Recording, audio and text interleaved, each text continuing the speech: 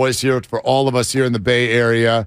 Willard and Dibs, glad you're with us, and very, very glad that this gentleman is with us as well. Brian Sabean, so many years running the Giants, and I guess we should start off with just a sincere congratulations on your new gig with the Yankees, Brian.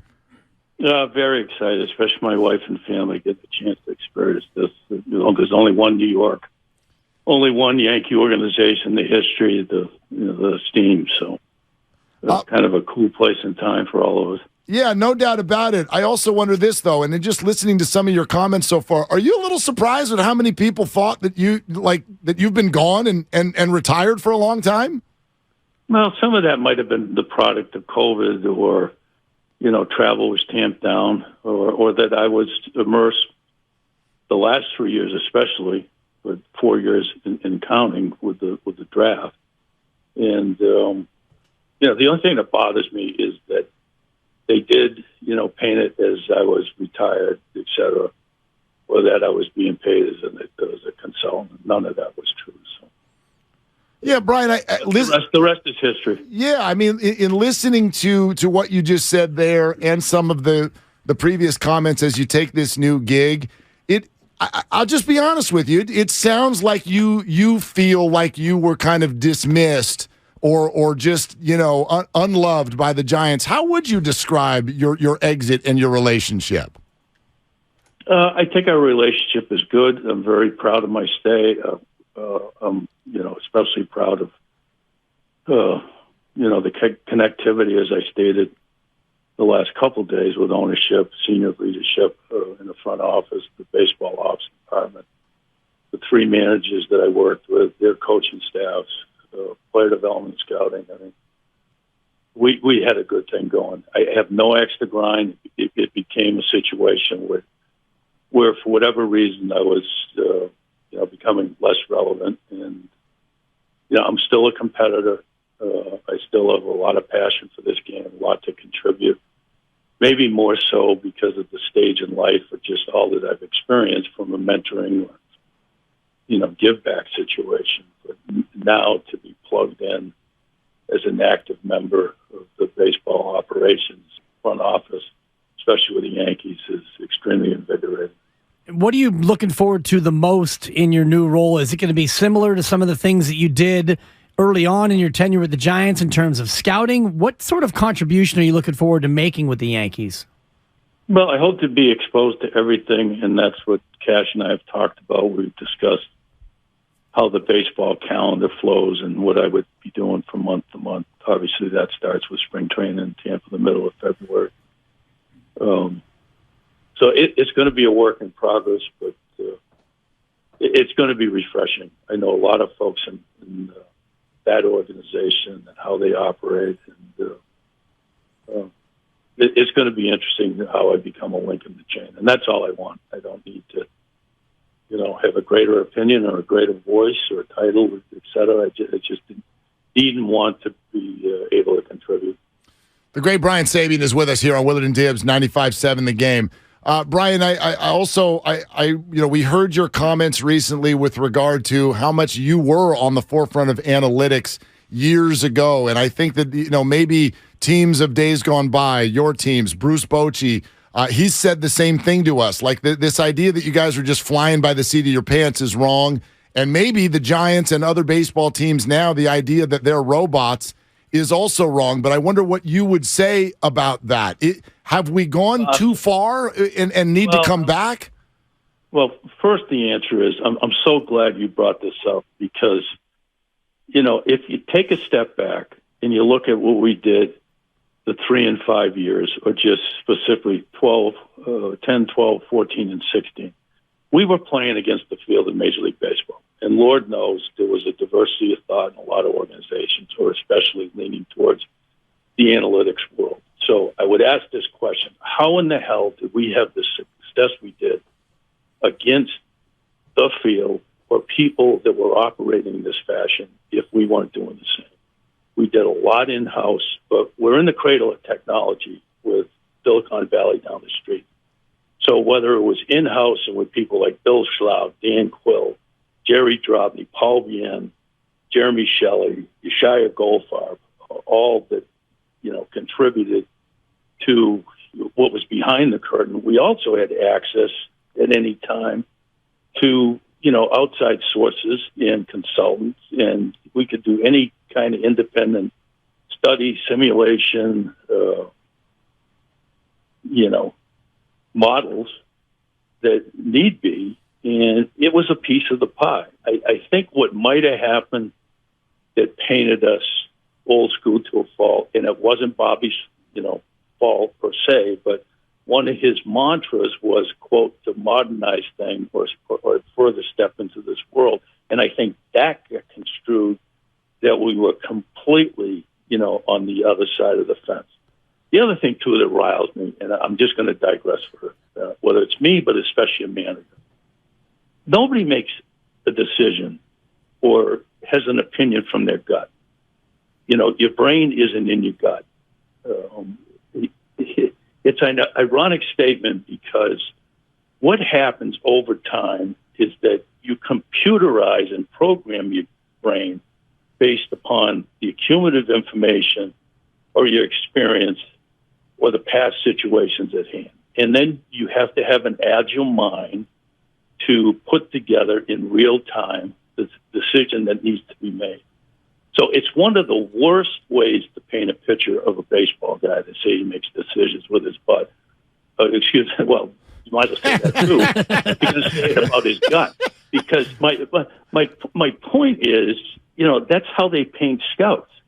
No, scouts are highly intelligent and methodical about how they, break down a player, write up a player, project a player, marry the statistics, et cetera, et cetera.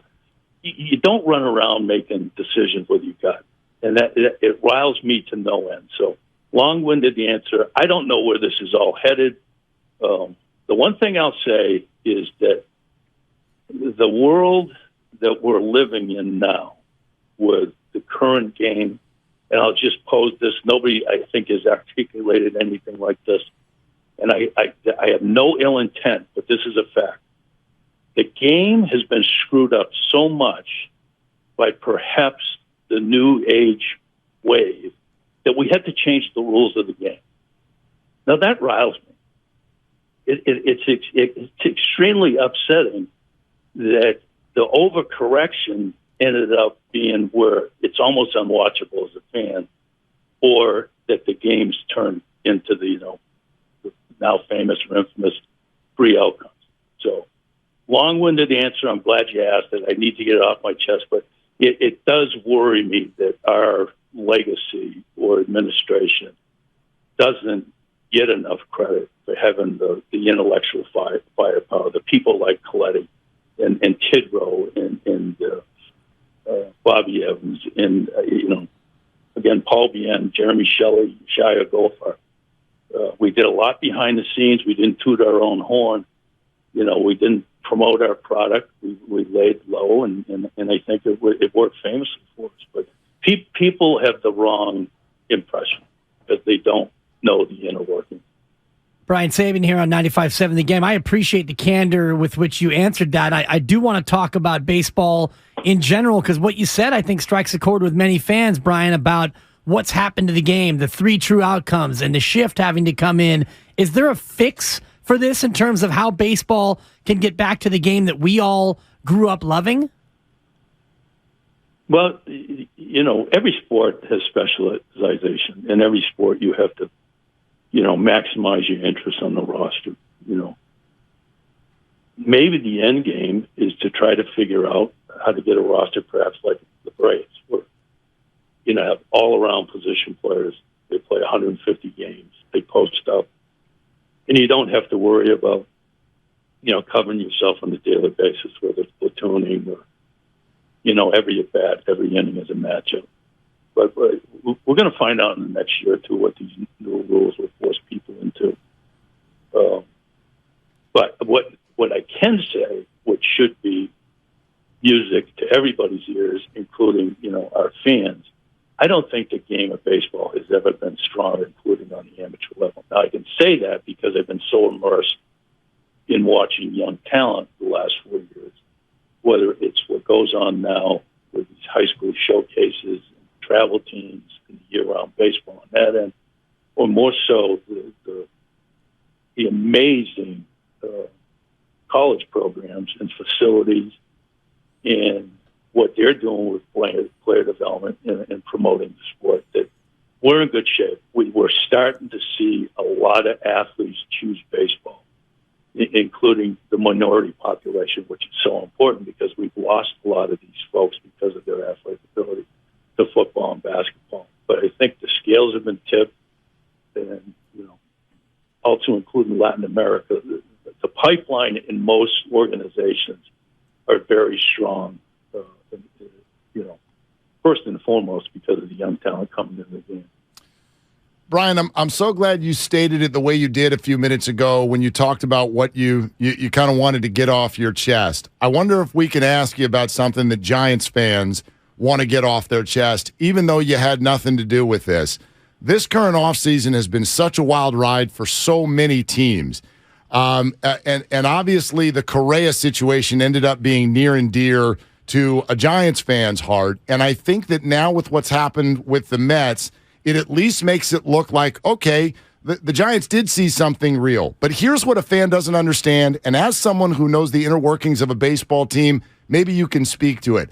How does a situation like that end up 2 hours away from a press conference before something changes? Does that make sense to you? Should it make sense to a fan? Well, I'll probably, say general, but yeah, the thing you got to remember is that this is probably as unique of a circumstances anybody's ever seen, and you're dealing with the best sports agent probably in the history of baseball that is very thorough and really promotes his players and their product. The one thing I'll say, I know our medical department inside out, including our team of doctors. They're the best of the best. And I also know from Farhan's upbringing with the Dodgers and Friedman and in Oakland with Billy that no stone was unturned. And to get a contract like this on the table, I truly believe they were in sync with ownership and everybody was on the same page. So I think it was a unique circumstance. I think it was a very difficult place to be in because you didn't want to rattle the cage of the agent or the player's ability then to go elsewhere. But I'll give him credit for seeing something that made him very uncomfortable and backing away. And Lord knows the Mets are having the same problem. Is the root cause of this the pressure on teams to sign these monstrously long deals? Like you said, the power of the agent in this particular case, the most powerful agent in all of sports. Is there any way for teams, without colluding, to collectively walk back a little from these lifetime contracts? Well, the crazy thing to me, this type of activity has been dormant, and it's coming off a labor dispute and late agreement, and then there were models and algorithms that showed as you age, the less want or need to sign people to longer-term contracts. So why now? And I guess the answer to the question is the great ones or the star players are going to get paid, and there's going to be competition. And if you've formed your budget or you've laid out your budget in a manner in which you can take it on and sustain yourself in and around it, then you make these moves. But I'd never seen an off season like this. You may never see another one. So interesting. Brian, again, congratulations. It's wonderful to have you. Really appreciate you making the time. And I wonder, are you aware of how this hit the Bay Area? This is hard for some Giants fans to see you head to another organization. What do you have to say to the fan base here on your way across the country? Well, I really appreciate it because, you never know how you left your mark. I wasn't the warmest or fuzziest person per se, including in public or with the media. I am who I am, but I'm very direct and I'm very honest. And I really appreciated our fan base. I don't know if this makes any sense, but I'm an East Coaster. And, our lifestyle back there, our passion maybe is a little bit different or, off the chain at times. But San Francisco to me was an East Coast city as far as their sports teams, and especially the Giants. And we were so formidable when we had that park packed, and they were so appreciative of a good product or a championship team. You know, I'll never forget my time there. It flew by. You know, I wish everybody well. I have no, ill feelings in any form or fashion. I wish Larry and the current ownership and Farhan and his administration the best, because I'll always be a Giant. But now that I'm a Yankee, one thing I don't have to worry about anymore is the Dodgers, at least in the short term. I guess I got to start worrying about the Red Sox, man. Yeah. Well, Brian, we're getting a ton of messages basically asking us to thank you for your time and everything you brought. And personally, I just want to thank you for all your interviews with the late Ralph Barbieri and how much entertainment you brought to the airwaves over your years. Well, I'm so humbled by, how this has played out the last couple of days. And trust me, there's a lot of emotion involved. But as the world turns, I'm glad that baseball, has a place and time for me, because I'm not a dinosaur yet. I'm not extinct, so I still have something to get back. Brian, all the best, and truly, yeah, from all of us, thank you, and just best of luck out there. Thanks, folks. All right, there it is, Brian Sabean.